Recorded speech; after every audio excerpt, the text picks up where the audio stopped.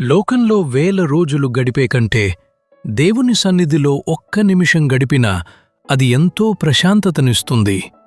అలానే మనం వెళ్లే దారి కష్టాలతో కూడిన లోయలా ఉన్నా కాని మన నమ్మకం దాన్ని ఆశీర్వాదాల సెలయేరుగా మారుస్తుంది.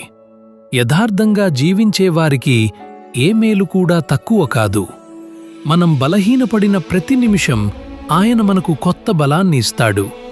అలాగే సర్వోన్నతుడైన దేవునిపై నమ్మకం ఉంచేవాడే ధన్యుడు. అటువంటి ధన్యత్వాన్ని నువ్వు పొందుకోవాలి అంటే నీవు చేసే ప్రతి పనిలో నీతిని, శ్రమను జోడించాలి. చెడు మార్గాలను విడిచి ఆయన చూపిన సత్యమార్గంలో నడుస్తూ నీ బాధ్యతను ధైర్యంగా నిర్వర్తించు. అప్పుడే ఆయన నీకు నిజమైన మరియు శాశ్వతమైన విజయాన్ని అనుగ్రహిస్తారనే సత్యాన్ని ఎప్పటికీ మర్చిపోకు.